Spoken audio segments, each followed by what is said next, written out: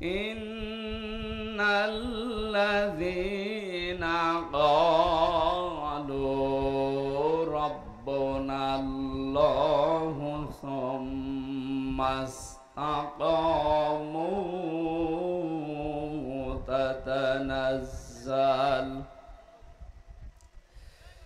تتنزل عليهم الملائكة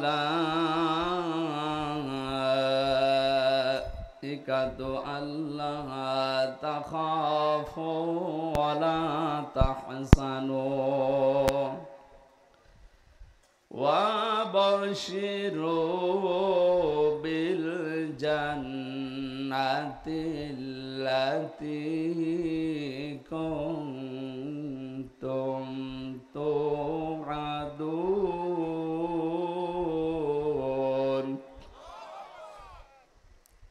صدقت يا ربنا اللهم صل على سيدنا مولانا محمد وعلى آل سيدنا مولانا محمد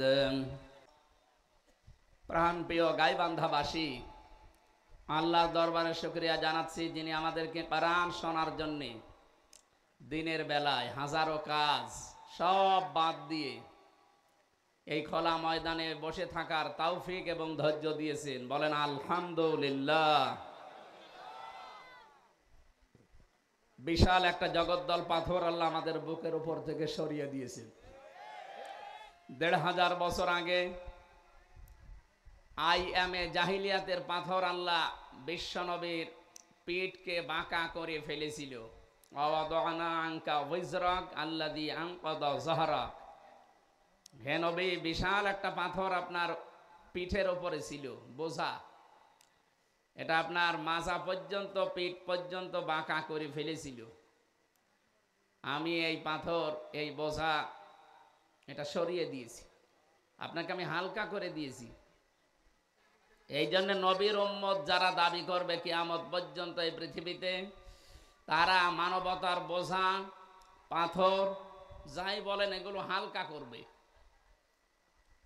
যারা মানুষের বোঝা হালকা করে দেয়, ভার হালকা করে দেয়, তারা নবীর খাঁটি উম্মাত। আর যারা মানুষকে আরো বোঝা দেয়, কষ্টের বোঝা, দুঃখের বোঝা, ঋণের বোঝা, এই মানুষগুলো নবীর উম্মতের দাবিদার হতে পারে না। আমাদের এই দেশে আমরা 15.5 বছরে দেখেছি বহু মানুষ এই জাতিকে বিভিন্ন রকমের যন্ত্রণার বোঝা, দুঃখের বোঝা, কষ্টের বোঝা, বিশেষ করে ঋণের বোঝা, অপমানের বোঝা, এগুলো দিয়েছিল যারা, তারা বড় বড় কথা বলতো। এখন আল্লাহ তাদেরকে এমন অপমান করেছে। সূরা নমলের 50 নম্বর আয়াতে আল্লাহ জানিয়েছেন, ও মাকারু মাকারাও ওয়া মাকারনা মাকারাও ওয়া হুম লা ইয়াশউরুন ফানজুর কাইফা কানা আকিবাতু মাকরিহিম। কোরআনে কারিমের এই আয়াত থেকে যেটা প্রমাণ পাওয়া যায়, এটা হযরতে সালেহ আলাইহিস সালামের জামানার ঘটনা কিছু এখানে আছে। হযরতে লূত নবী আলাইহিস সালামের কাহিনী আল্লাহ বর্ণনা করতে গিয়ে জানিয়েছেন, ওই জামানার উম্মতেরা একটা বিশেষ গুনাহ, অপরাধ, পাপে লিপ্ত হয়েছিল, তার নাম সমকামিতা। বাংলাদেশে এটা অনেকে প্রমোট করার চেষ্টায় আছে। উপদেষ্টা মণ্ডলীতে যারা আছে তাদের ভেতরেও দু একজন এইটাকে প্রমোট করার জন্য, প্রতিষ্ঠিত করার জন্য বিভিন্ন কায়দা কৌশল করছে। আমরা স্পষ্ট জানাচ্ছি এটা আল্লাহর নিষিদ্ধ। এটা বাংলাদেশ জামাতে ইসলামী, বিএনপি এদের নিষিদ্ধ কাজ না, এটা একেবারে সরাসরি নিষিদ্ধ কাজ। কার? হাজার হাজার বছর আগে এই গণাটা যারা জারি করেছিল, আল্লাহ তাদেরকে এমন আযাব দিয়েছেন, পুরা জমিনটাকে উলট করে জিবরাইলকে দিয়ে উল্টিয়ে ডেড সি বানিয়ে দিয়েছেন, মৃত সাগর। এখনো পৃথিবীর বুকে জর্ডান নামে একটা রাষ্ট্র আছে, সেখানে যান এই অস্তিত্ব পাবেন। মৃত সাগর বানিয়ে দিয়েছে, এই সমকামিতা, এই গোনা, এই অপরাধ, এই পাপের কারণে। আমার তো মনে হচ্ছে কিছু ষড়যন্ত্রকারী, কিছু কৌশল যারা করছে, যারা দুর্বিসন্ধি করছে, এরাও বাংলাদেশকে একটা মৃত জাতি, ডেড সি, মৃত সাগর বানানোর জন্যে চিন্তা ভাবনায় আছে। আমরা মুসলমান যারা আছি এদেশে কখনো এই অপরাধ এই দেশে সংগঠিত হতে দেব না। এটা রুচিতে নেয় কি করে তাদের, মানুষ বিপরীত লিঙ্গের প্রতি তাদের আকর্ষণ আসবে, এটা স্বাভাবিক। আপনি পুরুষ হয়ে পুরুষকে বিয়ে করবেন, মহিলা মহিলা বিয়ে করবে, এটা একটা কথা হলো? আপনি মানুষের তালিকা থেকেই তো বাদ চলে যাচ্ছেন। সুতরাং মানুষ হিসাবে যদি আপনি দাবি করতে আর না চান যে আমি আর মানুষ নেই, আমিও পশু হয়ে গেছি, যান আপনি অন্য কোনো জায়গায় যান, পশুরা যেখানে থাকে ওখানে যান।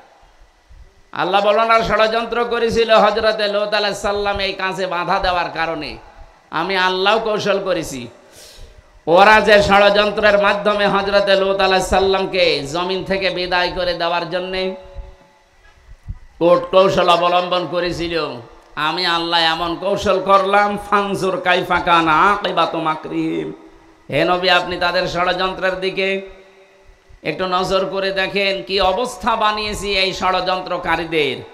আন্না, অবশ্যই আমি, দাম্মার না হোম, তাদেরকে আমি আল্লাহ শিকড় কেটে দিয়েছি, ধ্বংস করে ফেলেছি। অকৌমাহুম আজমাইন, এবং তাদের জাতির ভেতরে যারা এই অপকর্মে লিপ্ত ছিল তাদেরকে আমি বেছে বেছে দুনিয়া থেকে ধ্বংস করে দিয়েছি। সুতরাং আজ শুধু সমকামিতা না, বাংলাদেশে আল্লাহর নিষিদ্ধ যে কাজগুলো আছে যারা জারি করতে চান, মুসলিম হিসাবে, অ্যাজ এ ইমানদার হিসাবে আমাদের দায়িত্ব হয়ে পড়ে তাদের এই কাজে অন্তত বাধা দেওয়া। কথা বলেন না কেন? দোতলা নৌকায় আমরা মনে করেন যাচ্ছি, ওপর তলাতে আমরা আছি, নিচ তলাতে এমন কিছু মানুষ আছে যাদের পানির প্রয়োজন, পানি নিতে হলে উপরে আসা লাগে। মানে আমরা যদি বলি ভাই এত ডিস্টার্ব করেন কেন, নিচেই তো পানি আছে, একটা তক্তা খুলে নিলেই তো পানি পাওয়া যায়। ওরা যদি বলে ঠিক আছে ডিস্টার্ব হয় আর আসবো না, নিচে যেয়ে যদি একটা তক্তা খুলতে আরম্ভ করে, আমরা যারা উপরে আছি যদি বলে ঠিক আছে যা করছেন করেন, লা ইলাহা ইল্লাল্লাহ, বেঁচে থাকা যাবে? বলেন বলেন। যারা ওই তক্তা খুলছে তারা যেমন ডুববে, উপরে যদি কাবা শরীফের ইমামও থাকে সেও ডুববে। এই কারণে জীবনের উপরে রিস্ক নিয়ে হলেও বাধা দেওয়া লাগে অন্যায় কাজের। সমকামিতা যেমন নিষিদ্ধ, সুদও নিষিদ্ধ। এত আসতে বললেন কেন? সুদ যে নিষিদ্ধ এটা কি মনে করেন আপনারা? আজ বাংলাদেশের সুদ ভিত্তিক অর্থনীতি বন্ধ করার জন্য ইসলামী ব্যাংক বাংলাদেশ লিমিটেড এরা বহু চেষ্টা চালাচ্ছিল, কিন্তু এই জালেম, এই অবৈধ এবং এই স্বৈরাচার ফ্যাসিস্ট সরকার আসার পরে সবচাইতে বড় টার্গেট ছিল তাদের এই ইসলামী ব্যাংক। এস আলমকে লাগিয়ে ৭৫,০০০ কোটি টাকা এখান থেকে মারিং কাটিং করিস, একেবারে ফকলা বানিয়ে ফেলেছে ব্যাংকটাকে। অথচ বিশ্বের ইতিহাসে ইসলামী ব্যাংক যেভাবে এগিয়ে যাচ্ছিল, এই ১৫.৫ বছরে আমার মনে হয় সবচাইতে উপরে থাকতো এটা।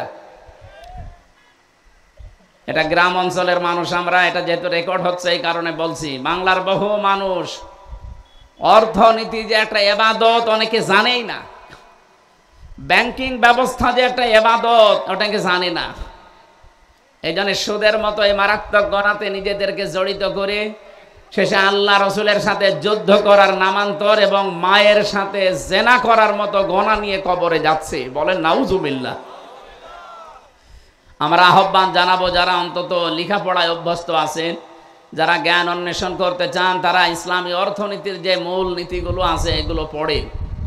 আপনি দেখেন ব্যাংকিং ব্যবস্থায় এই যে ব্যবসা বাণিজ্যে মোশারাকা আছে, মোদারাবা আছে, মোরাবাহ আছে, বায়ে সালাম আছে, বায়ের মুআজ্জাল আছে, বায়ে মুহাসসান আছে। এই বিষয়গুলো আমরা অনেকেই জানি না, কারণ এগুলোর আলোচনা নেই এই দেশে। সুদভিত্তিক অর্থনীতির উপরে অঙ্ক কষা হয়, আমাদের সিলেবাসে এই নিয়মগুলো দেওয়া হয়, কিন্তু কোরআনে কারিম বর্ণিত সুদের বিরুদ্ধে যে অর্থনীতি আছে জাকাত ভিত্তিক, এইটার কোনো আলোচনা আমাদের সিলেবাসে নেই। এই জন্য অধিকাংশ শিক্ষিত মানুষ এমনকি আলেম সমাজ হয়ে এ বিষয়ে আমরা সচেতন না।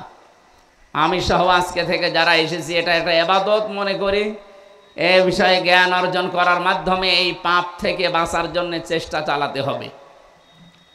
আল্লাহ রাব্বুল আলামিন বলেন, ওরা যে কাজ করেছিল হে নবী, ফাতিলকা বুয়ুতুহুম খাওয়ায়াতাম বিমা যালামু ইন্না ফি যালিকা লাআয়াতান লিকাউমিন ইয়ালামুন।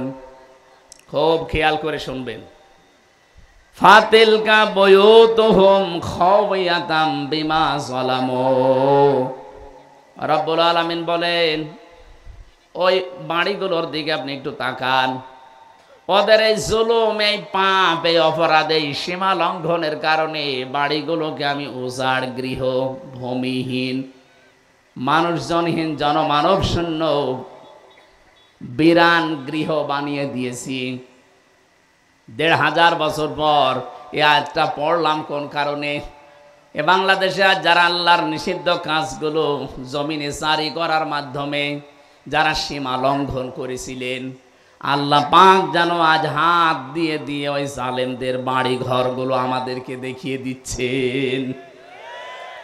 আজ তাকান, আগস্টের 5 তারিখের পরে এই বাংলাদেশের 64 জেলা, 630টা থানা, যতগুলো জায়গায় আমি গেলাম অধিকাংশ জায়গায় জালেম যারা, জালেমদের দোসর যারা, তাদের বাড়ি ঘর পর্যন্ত আল্লাহ উজাড় গৃহ বানিয়ে দিয়েছেন।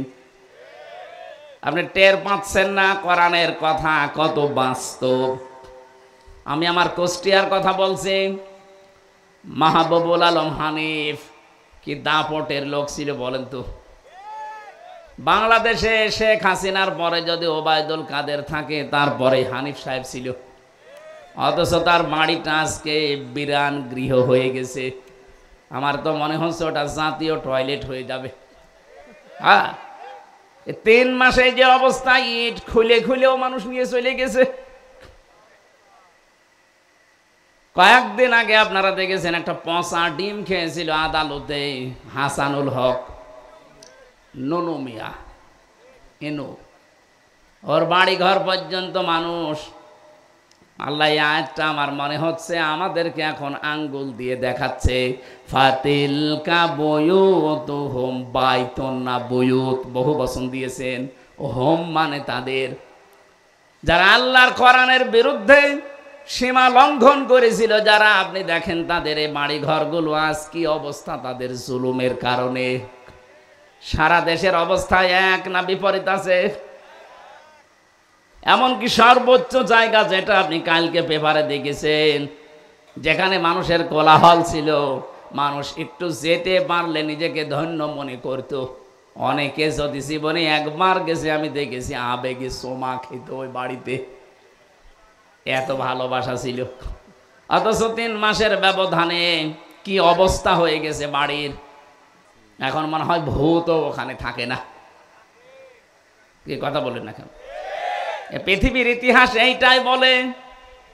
আপনি চেঙ্গিস খানের দিকে তাকান, তার জীবনী পড়েন, হিটলারের জীবনের দিকে তাকান, কোথায় তাদের সেই দাপটের বাড়ি ঘর, যেখানে বসে বসে মানুষ হত্যা করার প্ল্যান করত।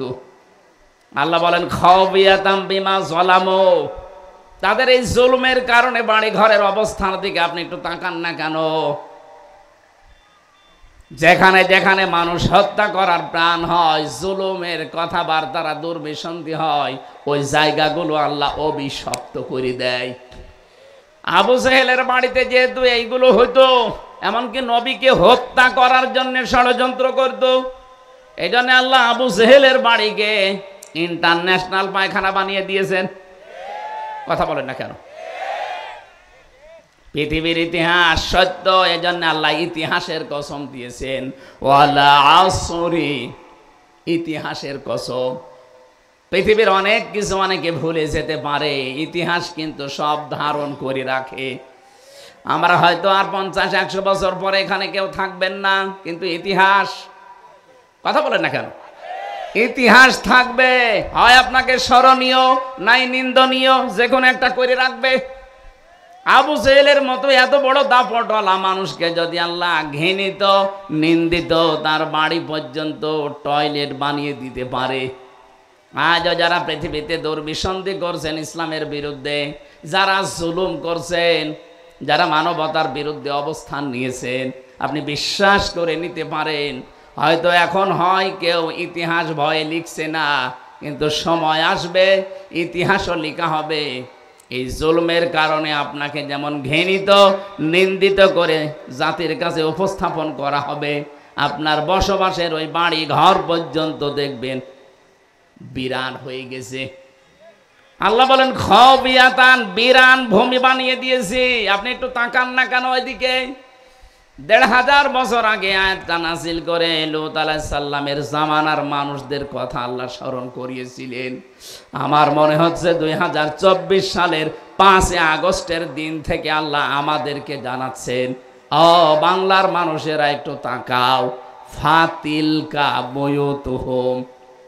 আল্লাহ যদি বাইতুন দিতেন তাহলে বাংলাদেশে শুধু একজন জালেমের বাড়ি ধ্বংস হয়ে যেত। আল্লাহ বুয়ুত দিয়েছেন, হোম দিয়েছেন।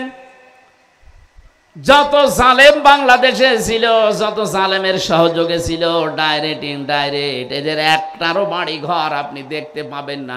সব বিরান হয়ে গেছে, ওজাড় গৃহ হয়ে গেছে। আপনি তাকালেই বুঝবেন কোনোদিন মনে হয় এখানে মানুষই বাস করেনি।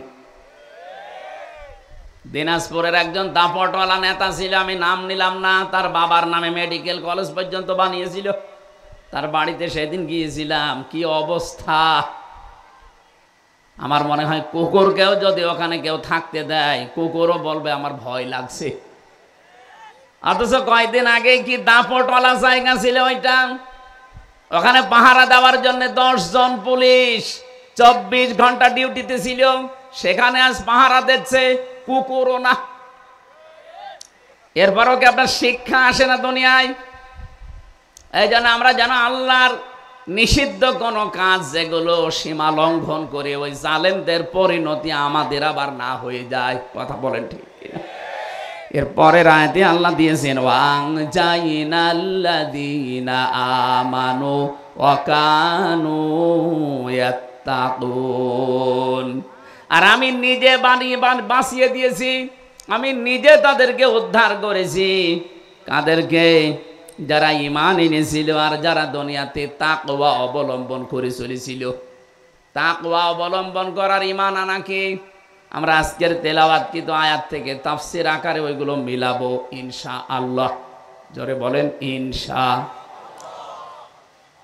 সুতরাং যাদের ঈমান থাকবে যুগে যুগে, যাদের ভেতরে তাকওয়া থাকবে, তাকওয়ার ব্যাখ্যা জন্মের পরে অনেক শুনেছেন, ওই মানধাত আমলের ব্যাখ্যা বাদ দেওয়া লাগবে। এখন আধুনিক যুগে বাস্তবতার সাথে মিলিয়ে তাকওয়ার ব্যাখ্যা আমাদের জীবনে নিয়ে আসা লাগবে। তাকওয়া মানে যোগ্য। তাকওয়া মানে কি? আজ আমাদের এই তাকওয়াটা বাংলাদেশে নেই। আমরা যোগ্যতায় মাপকাঠিতে ওই পর্যন্ত যেতে পারি না। এই জন্য আল্লাহ আমাদের হাতে জমিনটা তুলে দেয় না। এই জন্য যে মানুষগুলো ঈমান যায় আছে, আমাদের ঈমানকে নির্ভেজাল করা লাগবে, শিরিক এবং জুলুম মুক্ত করা লাগবে। পাশাপাশি আমাদের যোগ্যতা অর্জন করে ওই জায়গাগুলোতে জানান দেওয়া লাগবে যে না আমরা পারি। আর দেশে যারা একামতে দিনের দায়িত্বে আছে, তাদের মেন টার্গেট কিন্তু এইটা যে জাতিকে আমরা যোগ্যতা সম্পন্ন করে তুলতে চাই। যদিও জালেমদের কারণে 15.5 বছরে জাতি চেষ্টা চালিয়েছে, কিন্তু ওই জায়গা পর্যন্ত জালেমরা আমাদের যেতে দেয়নি। আমরা যোগ্যতা সম্পন্ন ডাক্তার বানাতে চেয়েছিলাম, যোগ্যতা সম্পন্ন ব্যারিস্টার বানাতে চেয়েছিলাম, যোগ্যতা সম্পন্ন বিচারক বানাতে চেয়েছিলাম, যোগ্যতা সম্পন্ন প্রশাসনের লোক বানাতে চেয়েছিলাম, যোগ্যতা সম্পন্ন বিশ্ববিদ্যালয়ের শিক্ষক বানাতে চেয়েছিলাম। 15.5 বছরে এমন কোণঠাসা অবস্থায় আমাদেরকে রেখেছে, ওই জায়গা পর্যন্ত যাওয়ার আগে চেয়ার কেড়ে নিয়েছে। কথা বলে ঠিক কিনা? এখন যেহেতু সময় সুযোগ আল্লাহ আমাদের হাতে এনে দিয়েছেন, আমাদের উচিত হবে এই তাকওয়ার আসল ব্যাখ্যা যেটা, আমাদেরকে এই পৃথিবীতে যোগ্যতা সম্পন্ন হয়ে আল্লাহকে দেখাতে হবে আল্লাহ আমরা পারি। আমরা আরো জোরে বলেন আমরা, আরো জোরে বলেন আমরা। শুধু ঘরের ভেতরে, খানকার ভেতরে, মসজিদে, মাদ্রাসায়, দরগায় বসে থাকার জন্য আল্লাহ আপনাকে পাঠায়নি। আল্লাহ পাক বলেন, ইন্নী জাইলুম ফিল আরদি খলিফা, আমি জমিনে খলিফা পাঠাতে চাই। আল্লাহ কিন্তু এখানে বলেননি ইন্নী জাইলুম ফিল মাদারিসি খলিফা, ইন্নী জাইলুম ফিল মাসাজিদি খলিফা, ইন্নী জাইলুম ফিল খানকা খলিফা। আমি মসজিদে, মাদ্রাসায়, খানকায় খলিফা পাঠাতে চাই। এ কথা কোরআনে আছে? আরো জোরে বলেন। হ্যাঁ, জবাব দেওয়া লাগবে, কথা বুঝলে বলেন। আল্লাহ কি কোরআনে কোন জায়গায় দিয়েছেন আমি খানকায় খলিফা পাঠাতে চাই? বাংলাদেশে আজ যত খলিফা কোন জায়গা থেকে আসে? খানকা, দরবার থেকে খলিফা আসে। কিসের খলিফা আপনি? আপনাকে আল্লাহ দরবারে পাঠিয়েছে, মসজিদে, মাদ্রাসায়, খানকায়, দরবারে না। আল্লাহ বলেন ইন্নী জাইলুম ফিল আরদি খলিফা, জমিনে পাঠাতে চাই। এই জমিনটা 53 বছর ফাঁকা ছিল, খলিফার দায়িত্ব আমরা পালন করতে পারি না। এজন্য জালেমরা 180 মাইল বেগে চালিয়েছে। আপনি কথার অর্থ না বুঝলে অন্তত যারা স্টেজে আছে তারা বোঝার চেষ্টা আছে। আজ আমরা খেলাফতের দায়িত্ব পালন করা ভুলে গেছি। আজ খলিফা কাদেরকে বলা হয়? যারা জামা কাপড় সেলাই করে, ওরা খলিফা। কথা বলেন না কেন? এমনকি কুষ্টিয়া এলাকায় যে মানুষগুলো চুল কেটে দেয় তাদেরকেও খলিফা বলে। এলাকায় আছে কিনা জানি না। নাপিত বলে, খলিফাও বলে, বলে খলিফার কাছে যাচ্ছি। চুল কেটে দিলে যদি খলিফা হয়, কাপড় চোপড় সেলাই করলে যদি খলিফা হয়, তা আল্লাহ সে খলিফা পাঠালেন, ওই খলিফা কোথায় পাবেন আপনি? ওদেরকে তো জমিনে পাওয়া যাওয়া লাগবে। ইন্নী অবশ্যই আমি জাইলুম ফিল আরদি খলিফা। কোরআনের আয়াতে এত সহজ শব্দ বোঝেন না কেন? আল্লাহ কি বলতে পারতেন না ইন্নী জাইলুম ফিল দরবার খলিফা, যে আমি দরবারে পাঠাবো খলিফা? উনি যখন বললেন জমিনে পাঠাবো, জমিনে আমরা কই? আল্লাহর খলিফাদেরকে তো দেখা যায় না। আল্লাহর খলিফাদের যখন জমিনে আসতে বলা হয়, বড় বড় টুপি মাথায় দেওয়া, জোব্বা গায়ে দেওয়া, বিশাল পাগড়ি মাথায় দিয়ে বলেন না আমরা জমিনের খলিফা না, আমরা দরবারের। কোন জায়গার? আমরা খানকার খলিফা। পিটিয়ে লম্বা করবে আল্লাহ তোমারে, তোমারে খানকার খলিফা বানিয়েছে আল্লাহ। জমিনে আর সুদ, ঘুষ, সমকামিতা পর্যন্ত আরম্ভ করার চেষ্টায় আছে। এমনকি আগস্টের 5 তারিখের আগ পর্যন্ত আল্লাহর সার্বভৌমত্বে যারা বিশ্বাস করে তাদের নিবন্ধন পর্যন্ত এই জালেমরা বাতিল করে দিয়েছিল। কোনদিন চিন্তা আসে না, খালি আন্দাজে দোষ দেন ওদের আকীদা খারাপ। ওরে শয়তান! বাংলাদেশ জামাত ইসলামের ভেতরে ওরা সাহাবায়ে কেরামকে মিয়ারে হক মানে না। এই কারণে যারা ছিল জালেম তারা এদের নিবন্ধন বাতিল করেছিল না। আপনি জিজ্ঞেস করে দেখেন তো যে সাহাবায়ে কেরামকে মিয়ারে হক মানে না, এই কারণে নিষিদ্ধ? জীবনও না। যতগুলো কারণ আমরা আন্দাজে বলি যে ওদের আকীদা খারাপ, একটার জন্যও জামাত নিষিদ্ধ ওরা করে নাই। ওরা করেছিল এই কারণে যে জামাত ইসলাম মনে করে সার্বভৌম ক্ষমতার মালিক, আইন তৈরি করার মালিক আল্লাহ।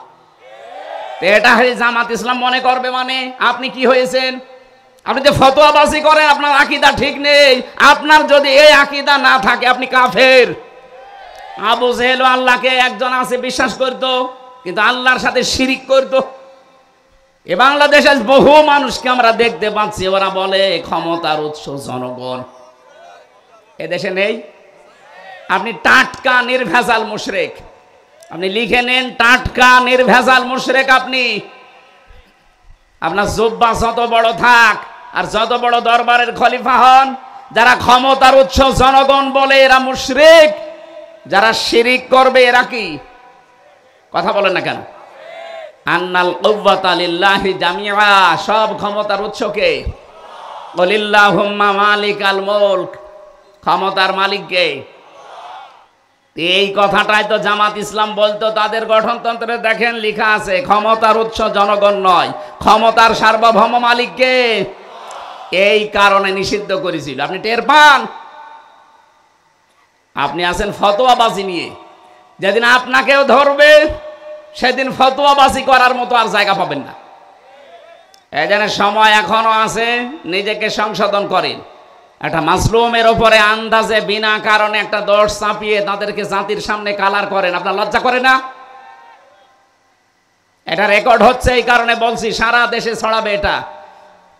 বহু নামধারী মুনাফিক এই দেশে এখনো চেষ্টা চালিয়ে যাচ্ছে বাতিলের টাকা খেয়ে এই মাসলুমদেরকে আরো মাসলুম করার জন্য।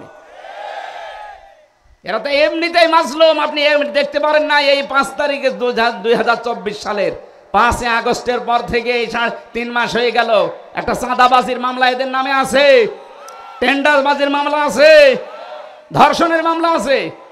যাদের নামে আছে তাদের তো কিছু বলতে পারেন, তারা আপনার বন্ধু হয়ে যায়। আর এরা 15.5 বছর এত জুলুম স্বীকার করো, বড় যারা টিকে আছে আল্লাহর ওলি দেখার জন্য আপনি চলে যাচ্ছেন সে চট্টগ্রামে, সিলেটে, বরিশালে। কিসের আল্লাহর ওলি দেখতে যান? বাংলাদেশে আল্লাহর ওলি ওই মানুষগুলো যারা ইমানের ওপরে টিকে থাকার জন্য জীবন পর্যন্ত দিয়েছে, পিছপা হয়নি। ও আল্লাহর ওলি খুঁজেই পায় না, মনে করে বিশাল জব্বা গায়ে দিলে, আমার মতো পাগড়ি মাথায় দিলে আল্লাহর ওলি হয়ে গেছে। সাফ সাফ কথা বলছি, এর চাইতে পরিষ্কার কথা আমার আর জানা নেই। যারা আল্লাহকে ক্ষমতার উৎস মানেন না, আল্লাহর সার্বভৌমত্ব মানেন না, আপনি যত বড় আল্লাহর ওলি দাবি করেন, আপনি শিরিক করছেন, আপনি মুশরিক। এক্ষুনি আপনার চিন্তা ভাবনা, বিশ্বাস, আপনার আকীদা এক্ষুনি পাল্টাতে হবে, নয়তো আপনি মাহফিল থেকে চলে যান, আপনার দরকার নেই।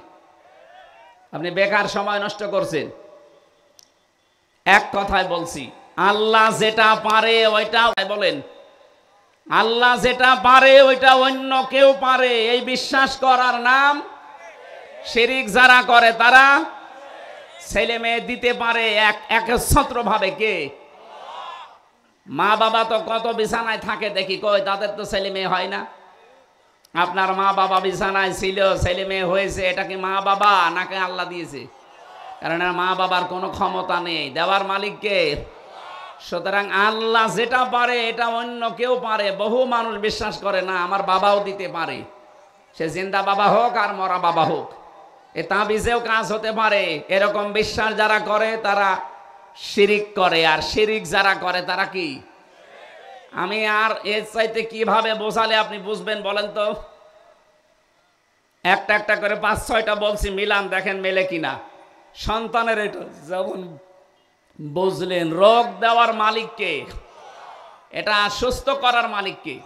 কেউ যদি মনে করে না আমার ঔষধ না হলে আমি সুস্থ জীবনেও হব না, সে শিরিক করলো। পয়দা মারিদ তো ফাহুয়া ইয়াশফিন। আমাদের জাতির পিতা যিনি, হযরত ইব্রাহিম নবী বলতেন, আমি যখন অসুস্থ হই আমাকে সুস্থতা দান করেন কে? আরো জোরে বলেন। আমি দেখতে পাচ্ছি বিভিন্ন জায়গায় কেউ কেউ দাঁড়িয়ে গল্প করছেন। এরা কি গল্প করার জন্য এসেছে নাকি এই মাহফিলে এসেছে? ওই ওই ওইগুলো ডাক দেন তো, ওই যে বড় বড় হুজুরগুলো ডাক দেন। কি ওরা কিসের গল্প করে এত? ওদেরকে এখানে নিয়ে আসেন, নিয়ে আসেন, না সবই তুলে ইন্টারনেটে ছেড়ে দেন।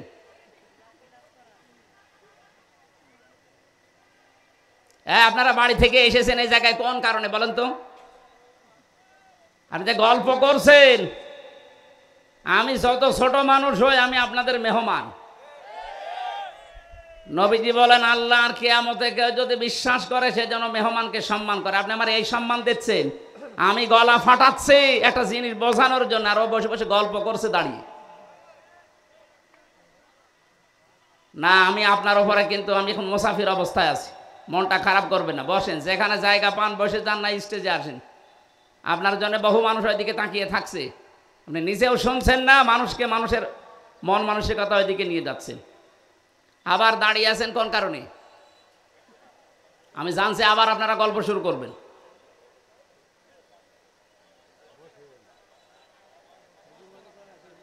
না, আমার মনে হয় এরা আবার গল্প আরম্ভ করবে। দেখেন তো কারা এরা, কোন জায়গা থেকে এসেছে, মনে হয় অন্য জেলার লোক। না, এটা গাইবান্ধা জেলা রংপুর বিভাগের লোক তো হাবা গোবা হবে, এরা এত চালাক, এ মনে হয় বগুড়ার লোক। রাজশাহী বিভাগের লোক তো চালাক আছে। আরো কিছু কিছু জায়গায় দেখছি গল্প করছে, আমার চোখ না, এটা কিন্তু রাডার। আরো দুই দল দেখতে পাচ্ছি, এরা গল্প করছে, ওই যে মোটর সাইকেলের মামি বাদাম খাচ্ছে আর গল্প করছে, মনে হচ্ছে প্রেমিক প্রেমিকা। ওই যে ওই দুইটা।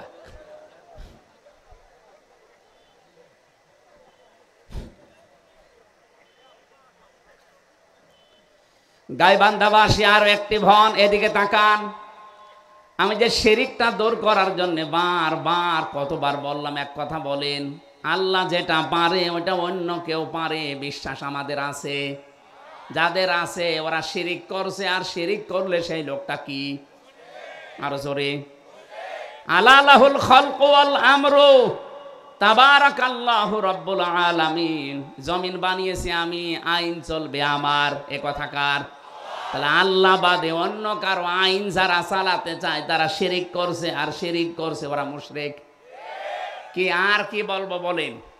এরপরও যদি না বোঝার ভান করে থাকেন, এরপরও মানুষের তৈরি করা আইন যারা প্রতিষ্ঠা করতে চায় তাদের পেছনে কাজ করেন, আর মুসলমান দাবি করেন, নামাজ পড়েন, ভণ্ডামি করার জায়গা পান না।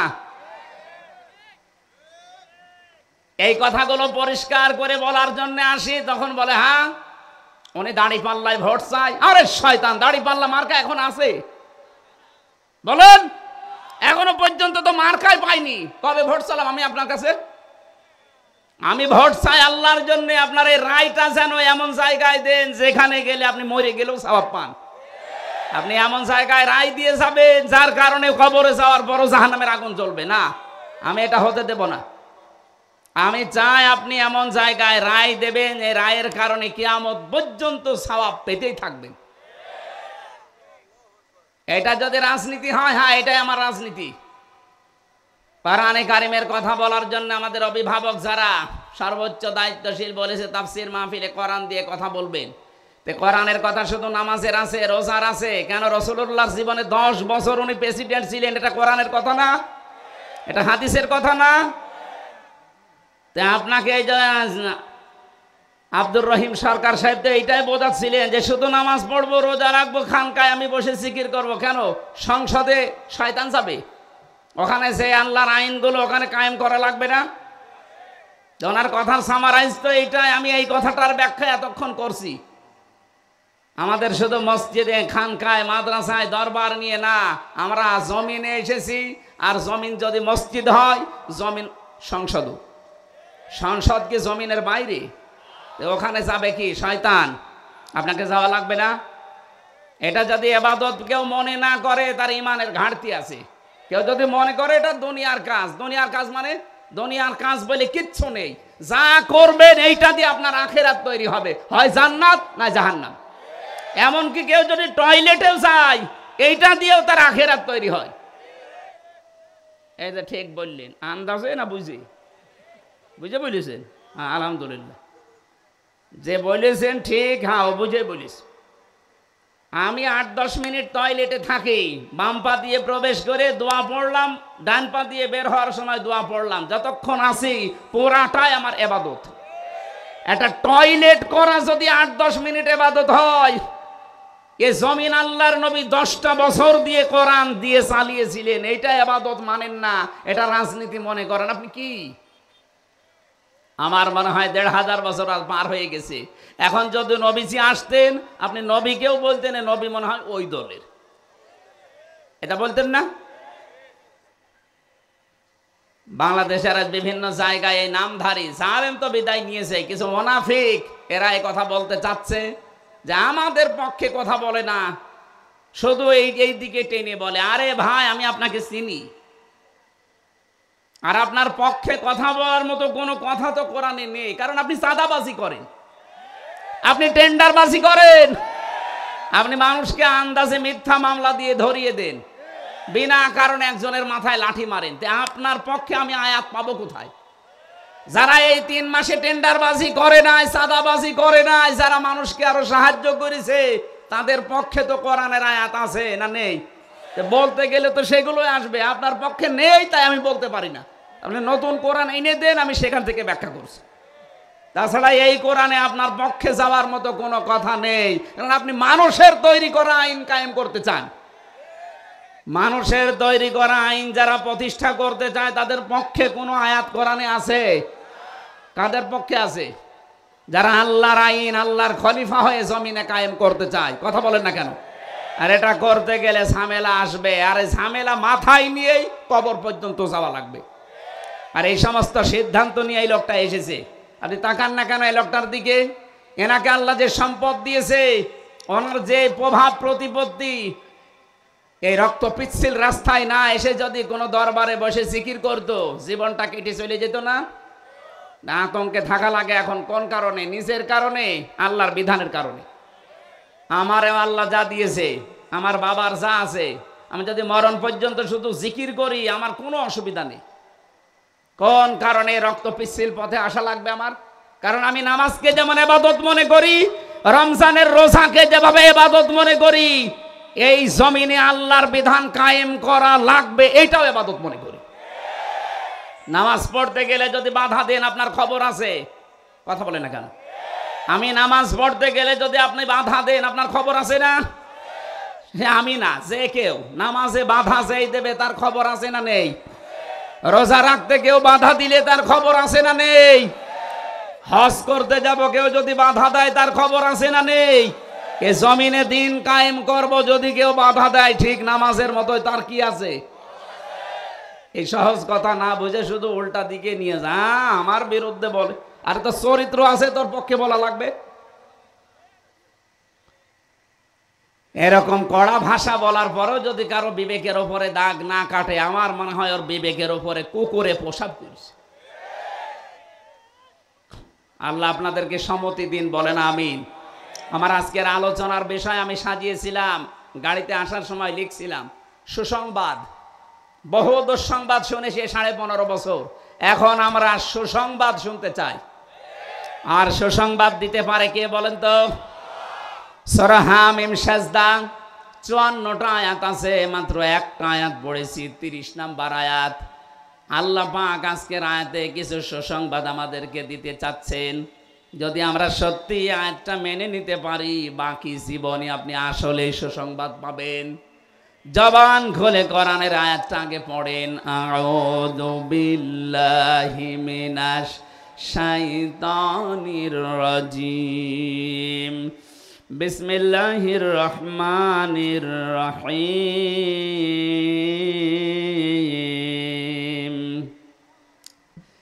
ইন্নাল্লাযীনা ক্বালু রাব্বুনাল্লাহু সুম্মা ইসতাকামু। আল্লাহ পাক বলেন, অবশ্যই যারা একথা বলতে পারে যে আমাদের রব আল্লাহ, আমাদের রবকে, এটা কি শুধু মুখে মুখে? মন থেকে যারা একথা বলে আমাদের রব আল্লাহ, আমি তো দেখেছি এই কথাটা বলার কারণে বহু মানুষ এই দুনিয়াতে এমন অবস্থা তাদের হয়েছে, যেই দিন বলেছে ইন্না সলাতি ওয়া নুসুকি ওয়া মাহইয়ায়া ওয়া মামাতি লিল্লাহি রাব্বিল আলামিন। আমি আমার বাবার জন্য দেইনি, আমার নেতার জন্য দেয়নি, আমার দাদার জন্য দেয়নি, দিয়েছি লিল্লাহি রাব্বিল আলামিন।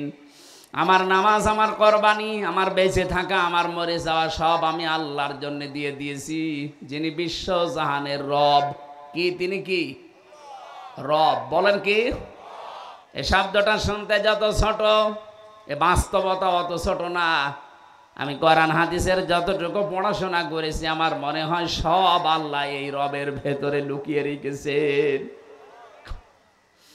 ওই সেই প্রথম রুহের জগতে যখন ছিলাম, তখনই রব সম্পর্কে আমাকে আগে জানানো হয়েছিল, আলাস্তু বিরব্বিকুম, আমি কি তোমাদের রব না? সবাই এক বাক্যে বলেছি, ক্বালু বালা, অবশ্যই আপনি আমাদের রব। এখান থেকে যখন মায়ের পেটে আসলাম, এরপরে দুনিয়ার জীবনে আসার সঙ্গে সঙ্গে রব সম্পর্কে আমাকে কিন্তু তথ্য জানানো হয়েছে। শুধু এতটুকুই শেষ না, এখান থেকে যখনই মানুষ মৃত্যুর দিকে ঢলে পড়ে, মরণের সময়ও তাকে রব সম্পর্কে জানানো হয়। মানুষ যখন মারা যায় তখনই কিন্তু রব সম্পর্কে প্রশ্ন হয়, মার রব্বুকা। কথা বলেন ঠিক কিনা? একটা একটা করে মিলিয়ে দেখবেন জীবনের শুরু থেকে শেষ পর্যন্ত সব জায়গায় সম্পর্ক রবের সাথে। এ বিশাল জীবনের এই যে রুহের জগৎ থেকে কবরের জগৎ পর্যন্ত যাবার বিশাল জায়গা, প্রতিটি জায়গায় রব রব আর রব। দুনিয়ার এই ছোট্ট জীবনে যারা আমরা 60, 70, 80, 90 বছর হায়াত পাই, এই হায়াতে যারা এটাই টিকে থাকতে পারবে, আমার রব আল্লাহ, সুম্মাস্তাকামু, খেলাধুলা করবে না, ইস্তেকামাত পয়দা করবে, এর উপরে টিকে থাকবে, অটল থাকবে, স্থিতিশীল থাকবে। তাতানাজ্জালু আলাইহিমুল মালাইকা, আল্লাহ পাক বলেন এই মানুষগুলোর বিপদে আপদে পড়লে আমি আল্লাহ ফেরেশতা নাজিল করেও সাহায্য করব। শুধু করব না, তাতানাজ্জালু মোজারে, বর্তমান ভবিষ্যৎ, প্রেজেন্ট ফিউচার। এখন যেমন করছি একজন ফেরেশতা দিয়ে না, মালাইকা বহু বছর সামনে কিয়ামত পর্যন্ত রবের উপরে যারা টিকে থাকতে পারবে তাদেরকে সাহায্য করবেন কে? আল্লাহ এতটুকু দুনিয়ায় শেষ করেন নিওয়া বিশিরু।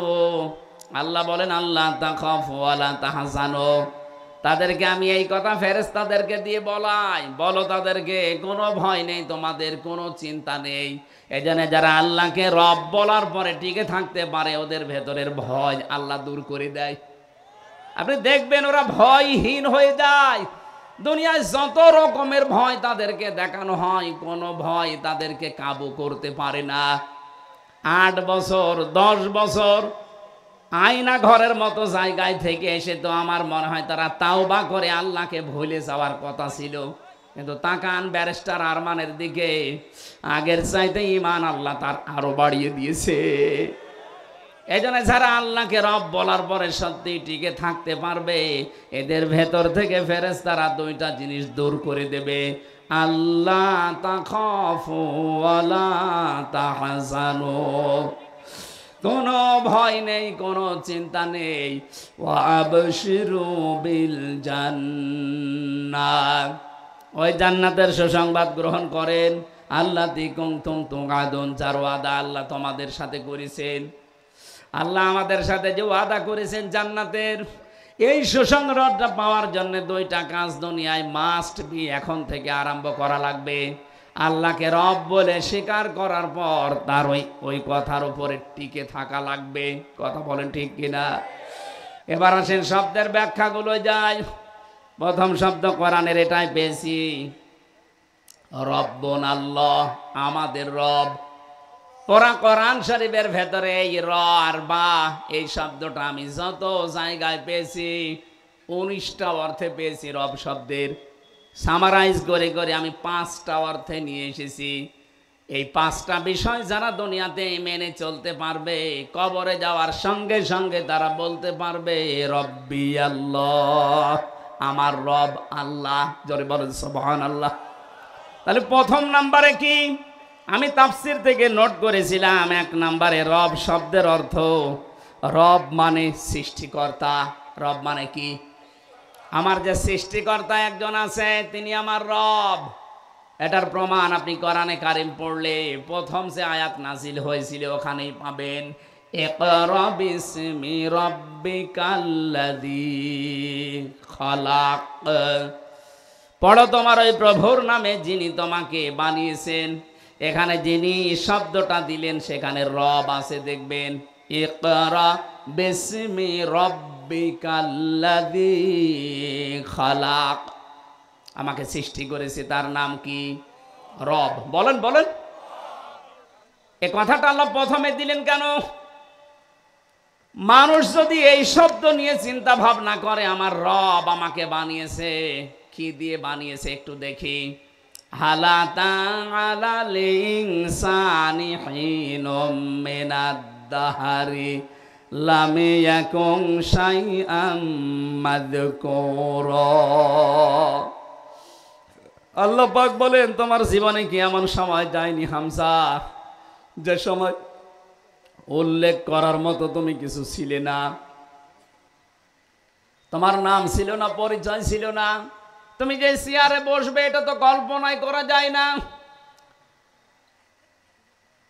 বাবার ওই স্পার্ম এবং মায়ের ভাম, এই দুইটা থেকে আমি যদি জাইগট তৈরি করি, ইংরেজিতে বলে সায়েন্সের ভাষায় জাইগট, এটা যদি না তৈরি করি ওই জায়গা থেকে আকর্ষণ করে দিতে পারতাম, ওখান থেকে যদি মিটিয়ে দিতাম, আজ নাম পরিচয় হামজা, মুফতি আমির হামজা, চেয়ারে বসা কিছুই হইতো না। এটা শুধু আমার একার জন্য, আপনাদের জন্য না। বলেন, রব মানে যারা সৃষ্টিকর্তা প্রথমে বিশ্বাস করবে, তাদের প্রথম কাজ হবে তারা নত হয়ে যাবে, চিন্তা করবে আমি তো কিছুই ছিলাম না, কোথা থেকে আল্লাহ আমাকে এ পর্যন্ত নিয়ে আসলেন, আমি ব্যাখ্যায় যেতে পারছি না। 2 নম্বরে রব মানে রিজিক দাতা। সূরা জুমারের 50 নম্বর আয়াতে এই তথ্যগুলো আল্লাহ বিস্তারিত দিয়েছেন। যারা দুনিয়াতে রিস্কের মালিক চাকরিকে, রিস্কের মালিক ব্যবসাকে, রিস্কের মালিক জমি জায়গাকে না, রিস্কের মালিক দলীয় নেতাকে না, রিস্কের মালিক মনে প্রাণে বিশ্বাস করবে কাকে? এটা বিশ্বাস করে শেষ না, কল্পনায় বাস্তবে দেখাতে হবে যে হ্যাঁ রিজকের মালিক আল্লাহ, আমি এটা মানি। হযরতে সুলাইমান নবী আলাইহিস সালামের যে ঘটনা আমরা শুনেছি সারা জীবন, রিজকের দায়িত্ব নবী পর্যন্ত নিতে পারে নাই। রিজকের দায়িত্ব নিয়েছিল শুধুমাত্র কে? এটা কিয়ামত পর্যন্ত তার আন্ডারে আছে। ওমা মিন দাব্বাতিন ফিল আরদি ইল্লা আলাল্লাহি রিজকুহা। আল্লাহু আকবার। আমি তথ্যগুলো লম্বা করা যাচ্ছে না।